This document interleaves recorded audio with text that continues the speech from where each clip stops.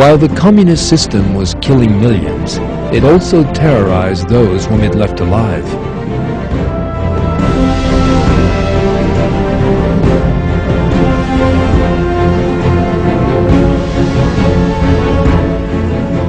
Communism was literally a regime of terror. It regarded society as a collection of animals that needed to be managed, and believed that the only way to do that was by fear and terror.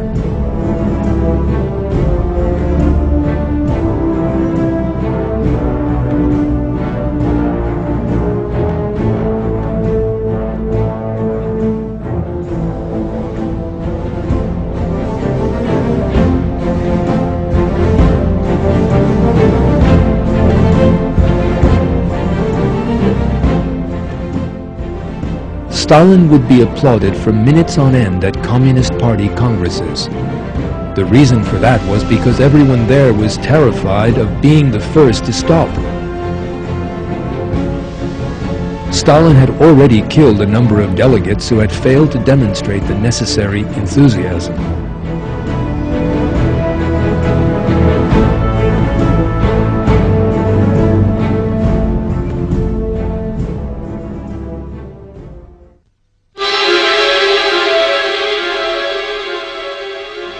The Communist Party organized frequent rallies to protest against so-called traitors and agents. Anyone could be a target of that campaign.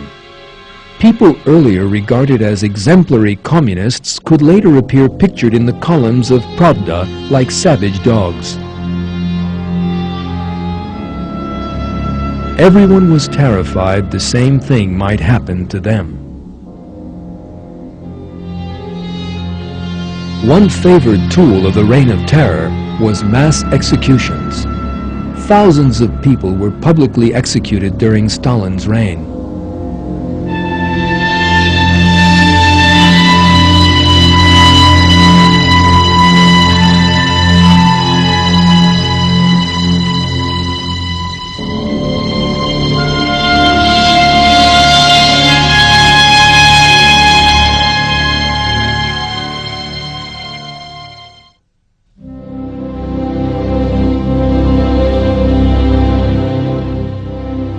Communism's reign of terror also dealt a heavy blow to the arts. Pre-communist Russian society had enjoyed a rich culture with great writers, painters, and composers. Yet with the advent of communism, ugliness and crudity came to dominate Russian art. The new style was known as socialist realism and locked all Russia within narrow, lifeless constraints.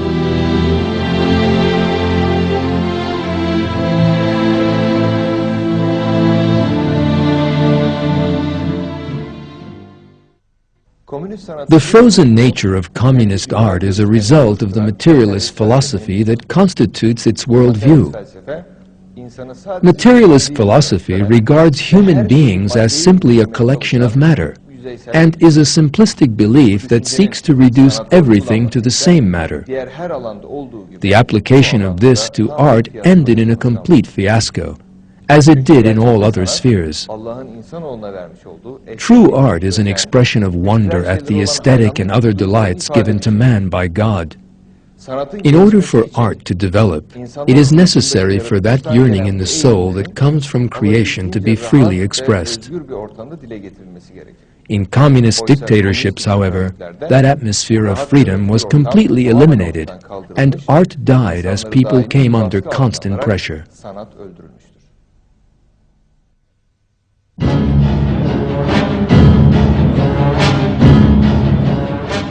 Another blow dealt to society came in the field of science. During Stalin's time, all the scientists in the country were forced to sign oaths of loyalty to dialectical materialism. All scientific research was twisted to agree with materialist dogma.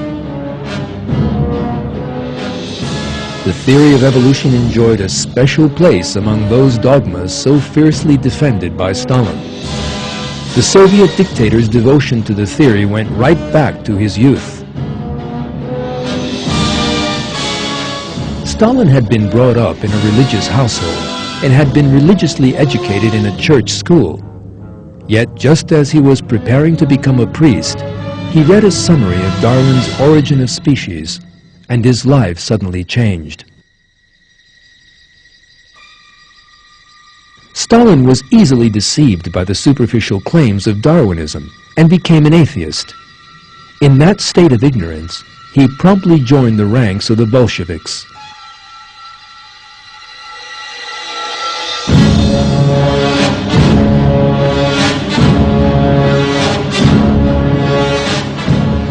The theory of evolution again formed Stalin's most important source of inspiration when he came to power many years later.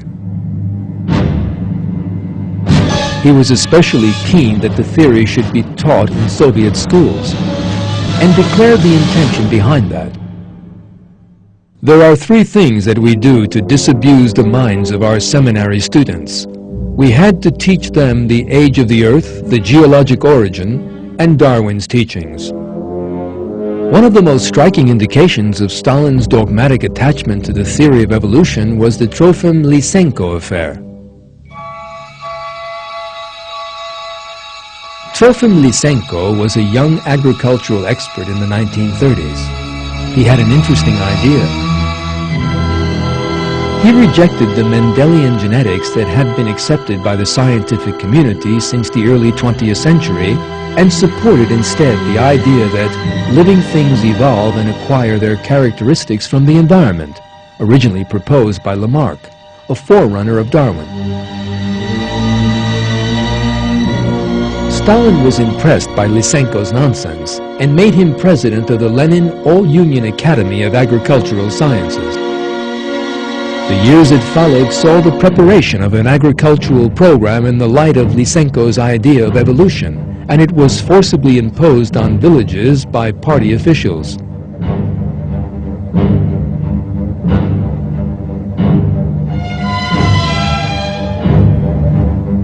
Lysenko believed that if seeds to be sown were kept for a long time in cold water, they would evolve according to their chilly environment. In order to test that idea, tons of seeds were kept in cold water and then sown in the steppes of Siberia. They were all ruined, of course.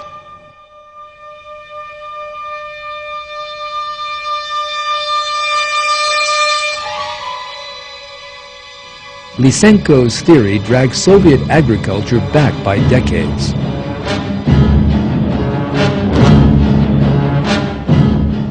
Yet Stalin continued to support Lysenko up until his death. Stalin was so slavishly attached to Lysenko's theory of evolution that he had no hesitation over having those scientists who rejected it killed. One of these was the world-renowned Russian geneticist Nikolai Ivanovich Vavilov. Vavilov was arrested one night by order of Stalin. He was photographed like a criminal and sent to the labor camps on the grounds of planning to sabotage Soviet agriculture.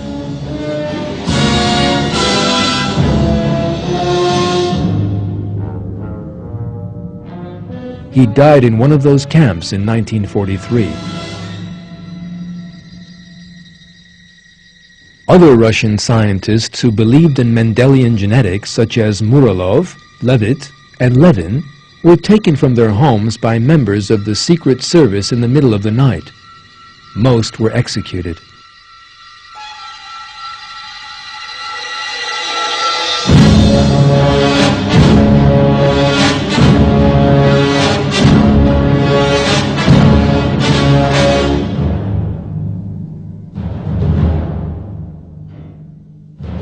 Stalin, who carried out all this savagery in the name of materialist philosophy and communist ideology, died in 1953. According to a KGB report revealed in 1991, he had had 42 million people killed during his regime.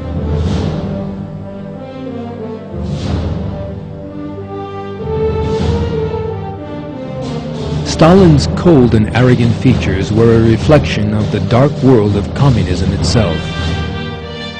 God describes the position of such cruel rulers in the Quran. Whenever he holds the upper hand, He goes about the earth corrupting it, destroying people's crops and breeding stock. God does not love corruption. When he is told to have fear for God, he is seized by pride which drives him to wrongdoing. Hell will be enough for him. What an evil resting place!